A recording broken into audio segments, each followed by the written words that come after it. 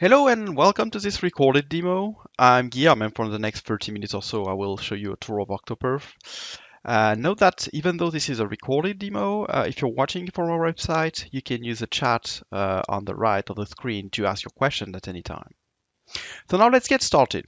I will be logging in Octoperf in my own account and we will work on a new project together.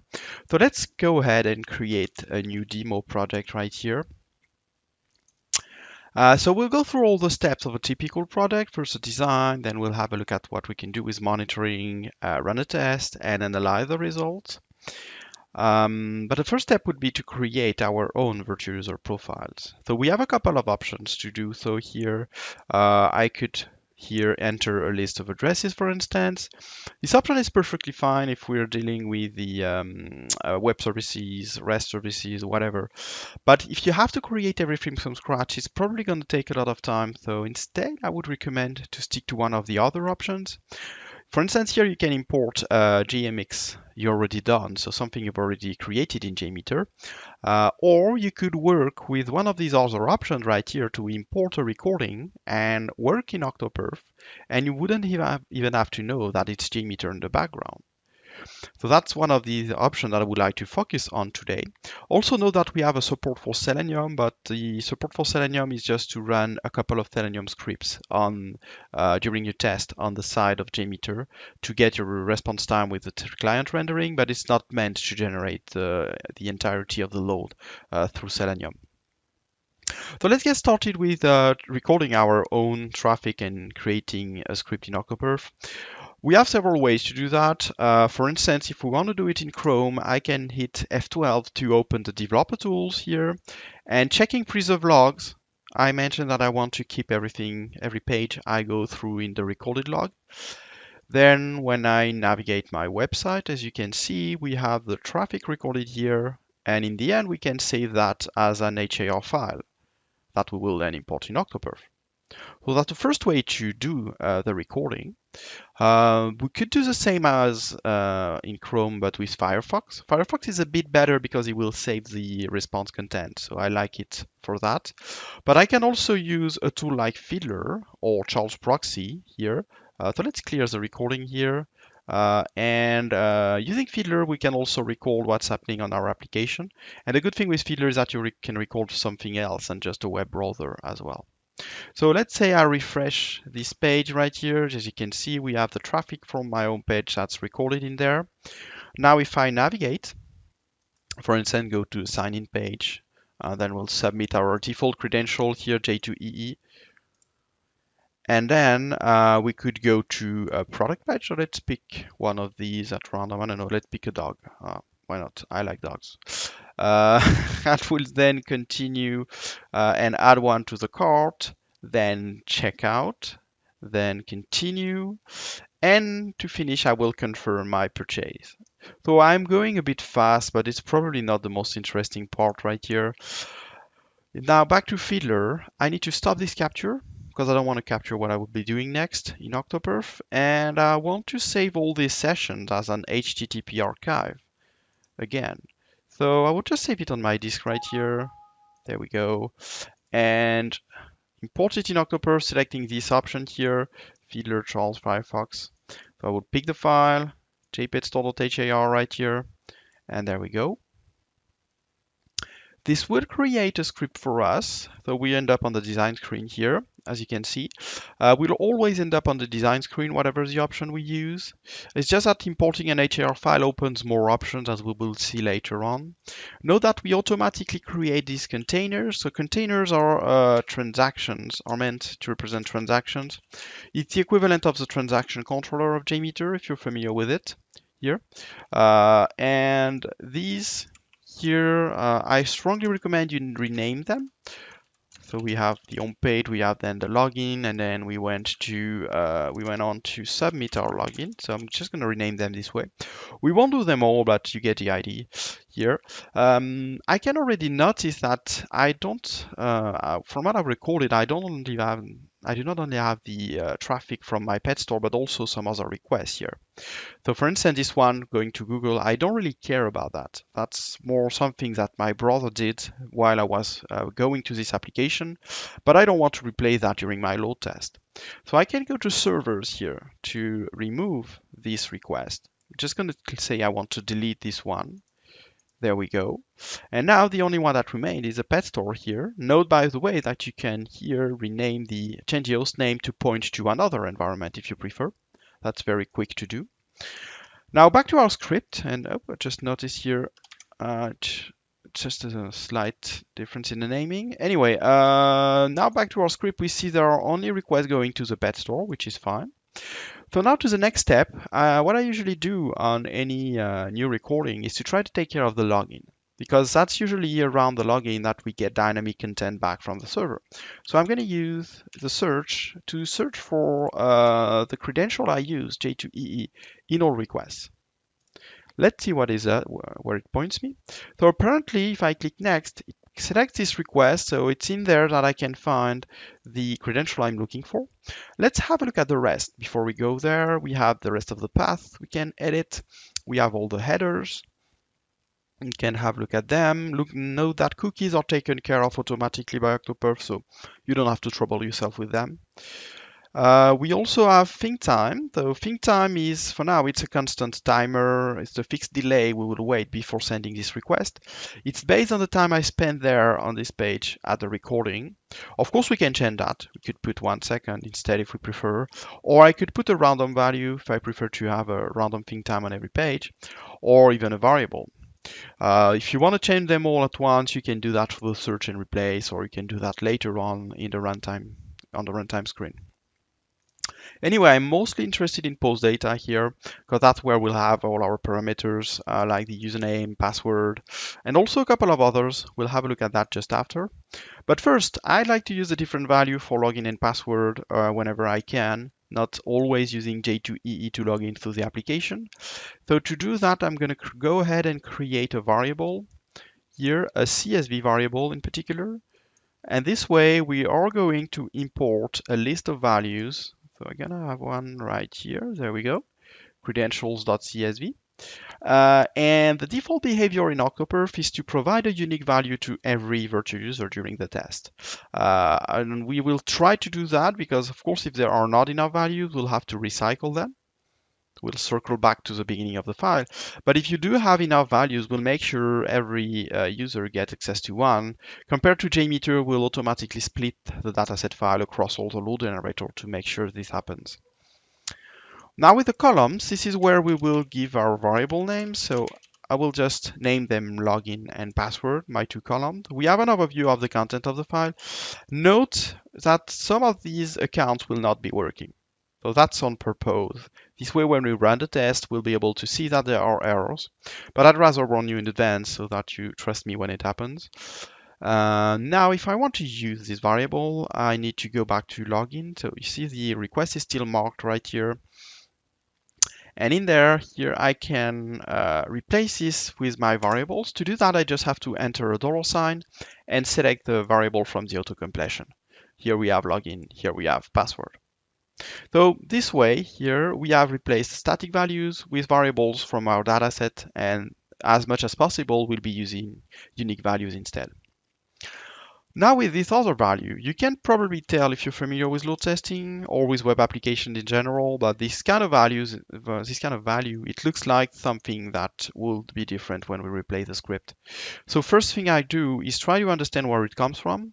And the good thing with the HAR import is that it allows me to search inside the response content. So because of this, I should be able to find out which response contained this value during the recording. And thanks to this, I should be able to know where I need to extract this value. So it's pointing me to this request right here. As you can see, it's the one just before. But let's have a look at the response itself. I know it's in there, but just for the sake of it, I'm going to have a look at the body here. We can run a search in there, and I can search for this particular value. And as you can see here, we have a hidden input called source page that contains the value we're looking for. So it's in this response that the server is giving us this value. Okay, so I know I should be able to extract that, and to do it we have several options. So the first one is the regex, that's the most commonly used one, and we'll have a look at it in a second. Note that if it were JSON, we would have been able to use a JSON path extractor, but here it's HTML, so I'm going to have to use a regex. So let's add this regex just under it. So I did it by clicking on the dark plus button right here, which put a regex under the selected element, as you can see right here. Now inside this regex, I can run a search again with Control plus F, and doing so, I can find out the value I'm looking for because we are again in the recorded response. And this has generated a very simple regex for me, but it's easy to make it more meaningful by increasing the size of the different boundaries here. Can increase the size of this one and this one. So it gives me this regex right here. Note that will automatically put the boundaries around the value you select. So I could manually design my regex here this way by selecting the value. That's what I did by doing a search just earlier. Anyway, when I go to advanced, we have all the options we need to work on this regex. If we want to do more than that, use a different regex or pick a different number of occurrences. But I will just name it. For today, it will be perfectly fine. And I want to show you that there is a check tab where we will evaluate the regex and show the value it has. So in my case, it looks okay. It's extracting this value, which seems correct. So I'm going to go ahead and use this regex now. So to do that, I can go back to the login request, and I could manually replace this value with my variable source page. It's fairly easy to do in this case. But in some situation, these values might be used in many different places, so it would not be so easy to handle in that case. So instead, I'd like to show you that you can automate this replacement. Well, that's what we call correlation rules. When you convert your regex to a correlation rule, it will be automatically searched for, and when we can find it, we'll automatically replace it as well. So we'll search for this regex, and when we find it, we'll replace the value. While here, note that we also have some sets of rules pre-existing for different technologies. Like if you're dealing with .NET, we have a set of rules to handle .NET applications, parameter like view states, even validation, and so on. I can leave them here. In my case, they won't be able to apply because I don't have such parameters, but it can be very helpful when you're dealing with the .NET application or others. So back to our script, the regex is still there. Technically, it's been removed and recreated by the correlation rule. Now, if I look at the post data here, the value has been replaced with my variable name. And I expect to have another one later on where it should be the same, because every time we get a post, we have a new value for source page, which is extracted and which is also replaced in the next post. So that's a fairly good way to automate dynamic parameters. And if I import an HAR file again on the same application, these parameters will be taken care of right away by going to correlation rule. So it's a good way to save time. Now let's continue here to continue, I'd like to run a validation of this user because I like to make sure that it's working fine. So I'm running a validation from the cloud here, from one of the zones. The zone in itself doesn't really matter at this stage, but if you can select, it's because you can install your own local agent if you want to run even the validation from behind your firewall. But more on that later. For now, I'd like to tell you a bit more about the sanity check here. That's where we'll check for obvious mistakes like missing dataset file, or in my case here, I have not cleared the cookies before I did my recording. So ideally, I should do a new recording with cookies cleared beforehand. Otherwise, I may already have a session ID or things like this, and the server may not give me a new value. Another option is to just remove the cookie header here in the first request. That will do the trick as well. Now my validation just finished. We can tell because we have a notification right here. I can clear the notification, by the way. We also can tell because we have dots all around here telling us that things went fine, mostly fine. I say mostly because this one is orange and apparently something is wrong with this particular one. So let's have a look at the response here. And when I look at it, I can see that we have a 404 error on both sides. So that's also something we could see in Fiddler, by the way. This one had a 404. So it's not really related to the test. I'm going to deactivate it. I don't want it to float my error logs. So instead, you should raise it to the developer so that they remove the reference to this one. But I don't need to test against it. Now here, I'd like to show you about this login request because we've worked on this one quite a lot. So what does it look like when we replay? Well, now here we have the recorded. We can see we use J2EE to log in. And now we have the replay where we used value from the dataset file. And it's a different value. Source page also has a different value because we handled it through the correlation rule. So it looks fine as well. If we look at the response here, response looks the same on both sides, recorded and validate, so it looks okay. What we are checking for is the response code. And that may not be enough in all situations. In particular, if my login fails, I may still be redirected, but to some different page.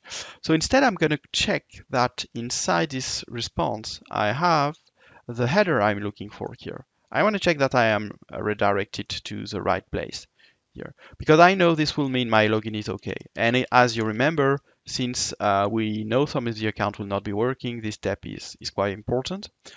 But we could also check for other things, like I know in one of the responses here we have a thank you message. So I could be searching for that as well to see if we have this thank you message. That means it worked fine. If not, it doesn't. Yep, that's a capital T here. Let's do that again. And yeah, we know if we have that thank you message, that means our order worked fine. So we could also search for that one. Let's do that here. Search for this thank you message. There we go. And I will search for this automatically.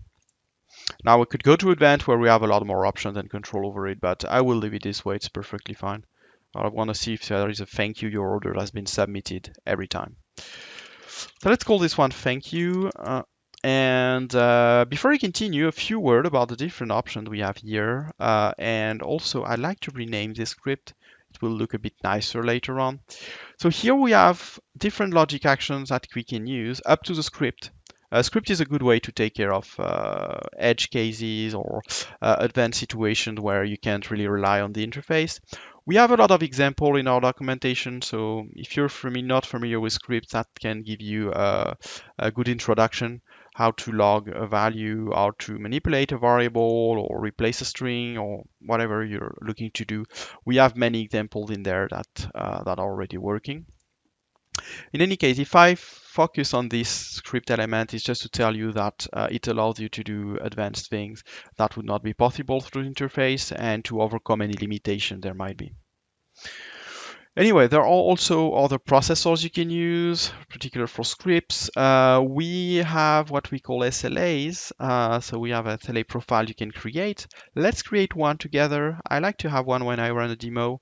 So we're going to here create an SLA profile that states that it's a critical alert when my response time, average response time, is over 90 milliseconds.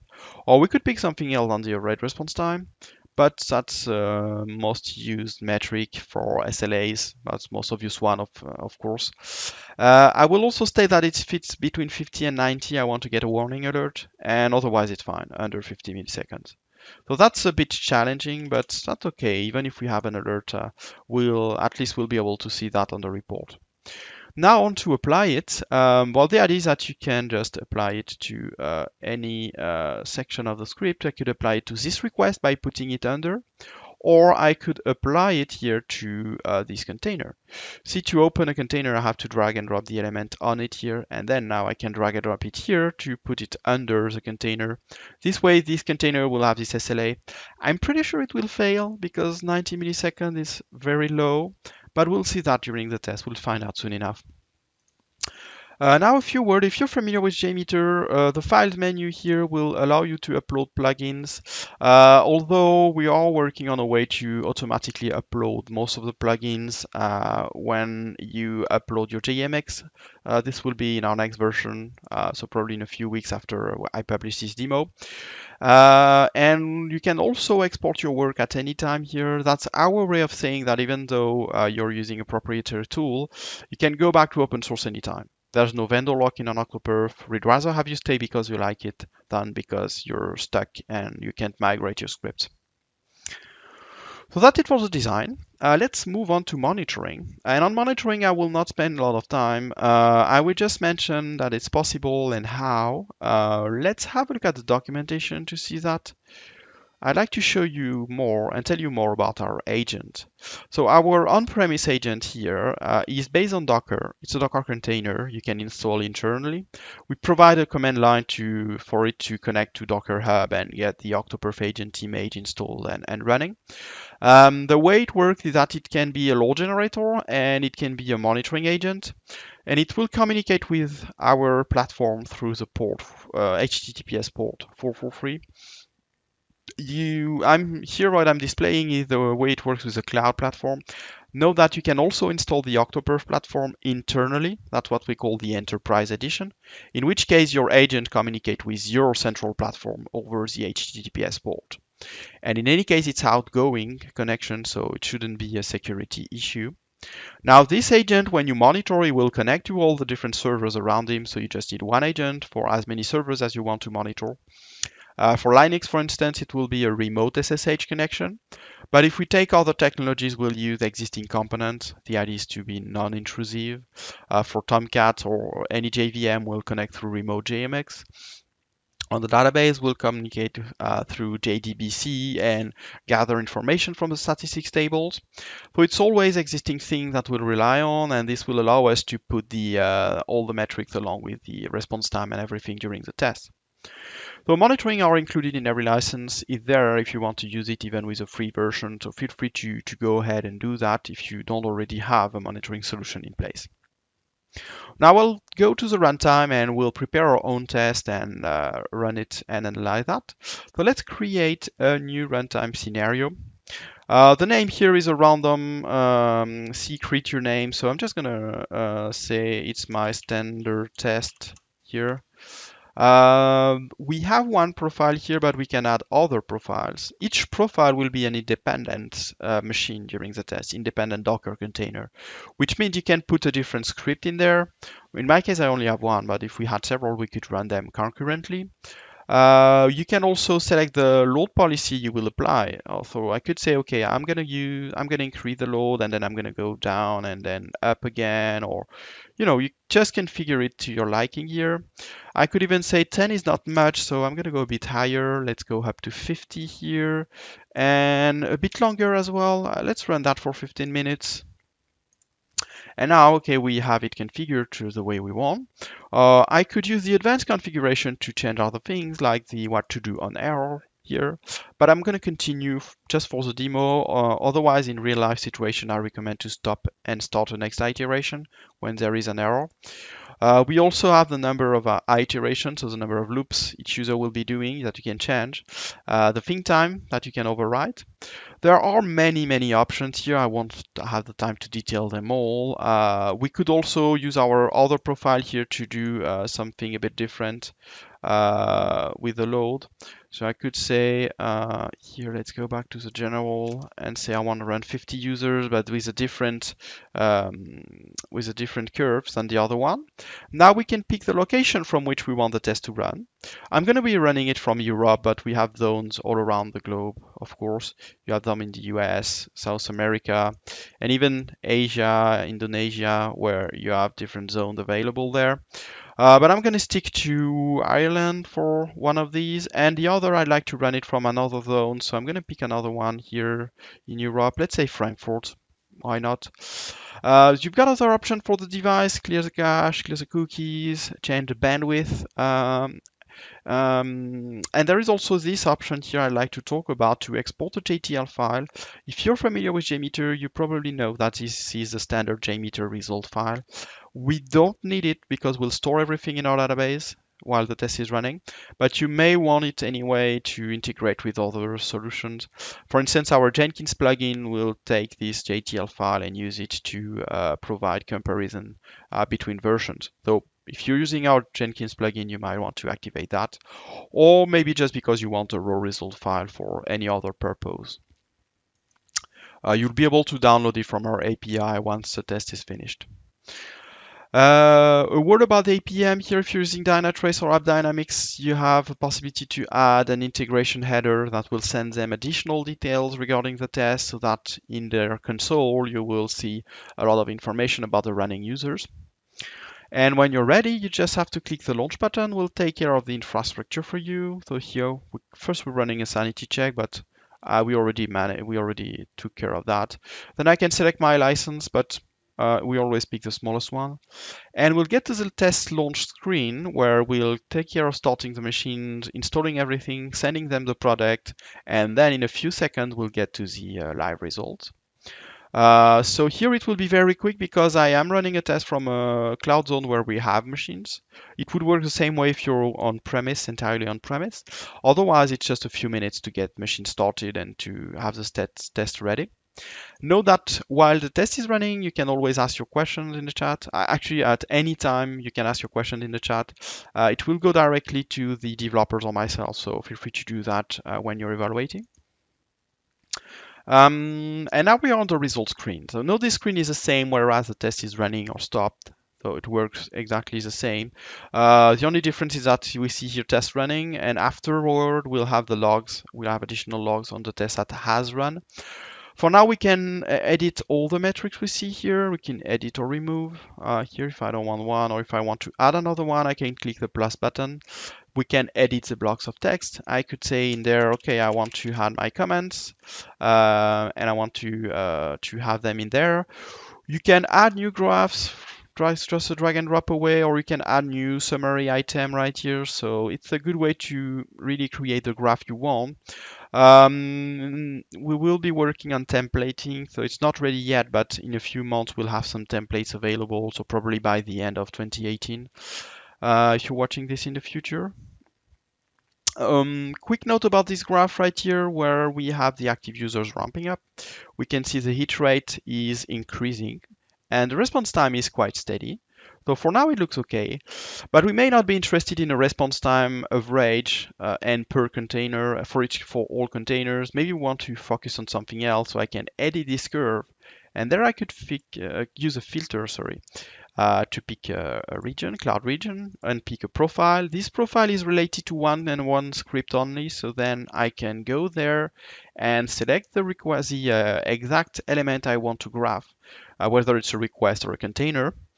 Could put that on a graph. Now, okay, we have the submit login response time on the graph. I could duplicate it to have it from another zone. This time I will pick it from Ireland. So again, buyer, and again, I want to pick submit login. And now we have both on the graph here. Although, as you can see, they have quite the same response time. It's just 0.02 seconds of difference. So it's pretty much the same. And we can see them both. But the good thing is you could continue, you could go on and add other metrics here to compare different things. Like we could add monitoring metrics if you've created monitors. Otherwise, we always provide load generator monitoring along with alerts, which is a good way to make sure that there was nothing wrong with your load generator when you run the test. Another way to find out, since we have alert on CPU and memory, is to go and have a look at the threshold table, which is just a bit below here. So no alert on the load generator, but we have an alert on the SLA we've defined. So let's click inspect here and go have a look at that. Okay, so here it shows us that the response time is always over 90 milliseconds. So that's why here, that's why we're having an alert, a permanent alert. So maybe we need to reassess our SLA or optimize the application, I don't know. But yeah, it doesn't really matter for today. I'm gonna go to I'm gonna use a report summary to go back to the result table because I didn't show you, but in here, you get all information about your transactions that are running. Homepage, login, submit login, the different response times, percentiles, and hit and error count. So that's a good way here to get an overview of how many errors we had, and we can see that we have many errors on these two transactions here. So let's go and have a look at the errors details. So I have the error details right here, so we can see they follow the load, or at least it looks like they follow the load. The error code here, or response code, are mostly 200 and 300, but we've got a couple of 500 codes as well. So let's go and have a look at these here. So first we have some 200 errors. So let's see what it means, because 200 is an OK response code. Actually, what it means is that the redirection we were looking for is not there here. So apparently we were not redirected after the login. And if we look at it here, that's one of the incorrect login and password. We could try to render that in a new tab to find out here. Invalid username or password. Okay. That usually makes the error message stand out here. Or we could use a search if we know the error message to search for it, and yes, invalid username or password. So typically something's wrong in there. We know we can fix that by changing our dataset. There are also 500 error code, and we can go have a look at them here. So, okay, we don't have the thank you message in the end, but I'm guessing since we are continuing on error and we are not logged in successfully, that's probably why we have these as well. Anyway, that's a quick overview of the results here. I'm going to stop the test, and because I want to show you how to export the report. So let's go ahead and do that. As I said, we'll also have access to additional logs. Here's the JMeter logs now that we've stopped the test. Now if I click export, as I said, we'll be able to export this report. It contains everything we've configured on the previous screen, like the comments we've added, this graph right here where we have the users running, and the to response time for our login transaction. We can save that as an HTML file, or we can save it as a PDF, share it with everyone we want. There is no mention of Octoperf inside this report, so you're free to use it as it is. And now, just to finish, I'd like to go to another project, and I will go to another workspace actually, to show you that here we can compare different reports. So to do that, I need to have different tests that I've run prior to this. Here, when you've run several tests, as you can see, we have this result trend graph that shows us basic metrics for all of them. That's a very good way to find out, to be able to quickly identify your test. For instance, okay, this one with this number of hits, if I want to have a look at it, I just click here, it will place a filter, and I can automatically select it now because it's filtered in the list.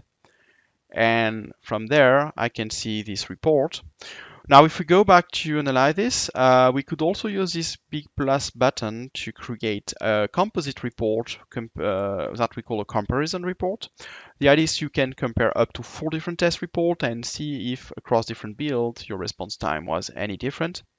So that's a very good way to see differences, and also maybe to compare with a unit test. If you've run a unit test with a few users, and you can see with a lot of users how the response time is going. For instance, the most interesting one will be the delta table here, where we can see from test A to B to see the different response times right here. So we see the response time is increasing, decreasing, so that's a good way to analyze what went on. And of course, everywhere we go now, we have access to metrics from these 3 different tests now.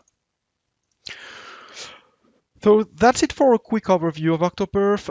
There's a few things I didn't have time to mention during the demo, so I'm just going to go ahead and show you the documentation here. So I just said we had a Jenkins plugin, but if you're interested in continuous integration, you can try it out. So the Jenkins plugin allows you to run the test automatically. It can even work with, Freestyle Jenkins, or you can work with Pipeline here. You can just create your integrate it in your Jenkins pipeline. We also provide the result comparison using the JUnit reporting and also the performance plugin, Jenkins performance plugin, to compare the report over time. And in case you're not using Jenkins, we also provide a REST API, where here you have an example of how to launch a test through the REST API. Basically, everything our front end does is calling the REST API. So you can find all the method right here that you can use if you want to do it directly without going through the interface. That's a very good way to, for instance, import an HAR file, apply some correlation rule, and run a test right away. Anyway, I hope you enjoyed the demo. Feel free to reach us anytime on the chat, as I said earlier, if you've got any question. And I hope to see you on Octoperf soon. Thank you, and bye-bye.